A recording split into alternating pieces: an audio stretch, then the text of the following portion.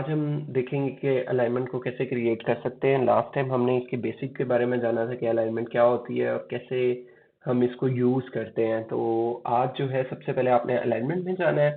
तो अलाइनमेंट के अंदर एक ऑप्शन है क्रिएट अलाइनमेंट फ्रॉम ऑब्जेक्ट। जैसे इस पर क्लिक करना है तो उसके बाद ये आपको ऑप्शन देगा कि लाइन से क्रिएट करना है, आर्क, पॉलीलाइन या फिर एक्सरेफ। या मतलब एक्सरेफ मीन्स कि आपके एक्सटर्नल रेफरेंसेस। तो हमारे पास एक पॉली लाइन है, हम जस्ट इसको क्लिक करेंगे। जैसे ही क्लिक करेंगे उसके बाद हमें इंटर करना है कि हमने ये सिलेक्ट किया है। फिर ये आपसे पूछेगा कि क्या डायरेक्शन रखनी है, लाइक जीरो यहाँ से स्टार्ट हो कि ये आपकी डायरेक्शन हो, या फिर आप दूसरे साइड से चाहते हैं। अगर आप इसको रिवर्स करना चाहते हैं जस्ट रिवर्स पे क्लिक कर दें या फिर आर लिख के एंटर कर दें। मुझे यही डायरेक्शन चाहिए, मैं जस्ट एंटर करूंगा। जैसे ही एंटर करूंगा तो आपको नेम की ऑप्शन आएगी, सेंटर लाइन। उसके बाद आपको टाइप क्या चाहिए, मैं ऑलरेडी आपको लास्ट वीडियो में बताया था कि ये टाइप क्या होती है। आप जस्ट एक लाइक कैटेगराइज कर रहे हैं।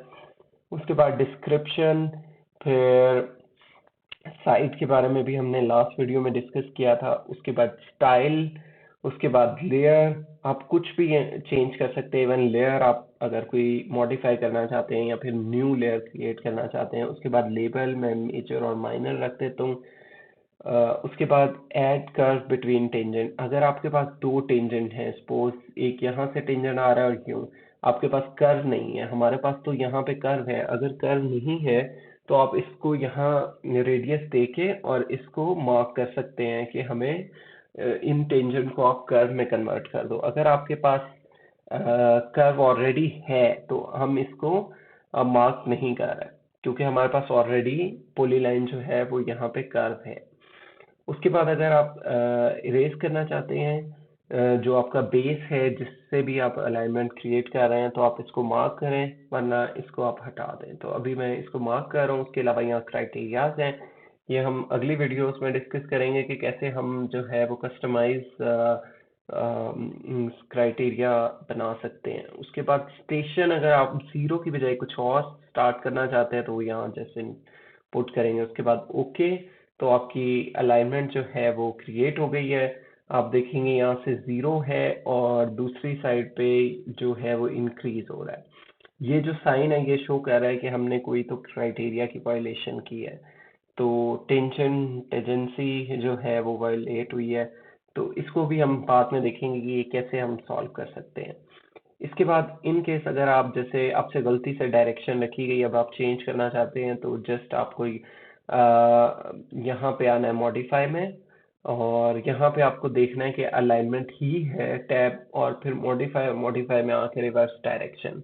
ये आपको वार्निंग देगा क्योंकि बहुत सारी चीज़ें इस पे डिपेंड होती हैं। अगर आपने at the end of the project किया तो आपका बहुत कुछ चेंज होगा। इसको प्रोजेक्ट के शुरू में ही आप चेंज करें अगर आप करना चाहते हैं। मैं ओके करता हूँ। जैसे ही ओके करूँगा, अब जहाँ पे ज़ीरो था ये हमारा एंड स्टेशन हो गया। तो इसके बाद जो है मैं आपको एक और चीज़ दिखाना चाहता हूँ कि फॉर एग्जांपल अगर आप एक ही अलाइनमेंट मतलब बनाना चाहते हैं फॉर डिफरेंट ऑब्जेक्ट्स, तो हमारे पास दो पॉलीलाइन है। तो आपने जस्ट जाके अलाइनमेंट फ्रॉम ऑब्जेक्ट, तो ये ऑब्जेक्ट आपने सेलेक्ट कर लिया और एंटर करने से पहले आपने दूसरा भी सिलेक्ट कर लिया। तो इस तरह जितने आप मल्टीपल ऑब्जेक्ट्स करेंगे उसके बाद एंटर, और ये आपको डायरेक्शन देगा। अभी जस्ट मैं इसको ऐसे ही कर रहा हूँ, इवन ये भी कुछ ऐसे ही, कुछ चेंज नहीं। और अलाइनमेंट मैं आपको जस्ट दिखाना चाह रहा हूँ। तो अलाइनमेंट क्रिएट हो गई। अब आप एक अलाइनमेंट को अगर जैसे ही सिलेक्ट करेंगे, ओहो एक सेकेंड, आप जैसे ही अलाइनमेंट सेलेक्ट करेंगे तो आप देखेंगे दूसरी अलाइनमेंट भी, तो ये आपस में लिंक्ड है।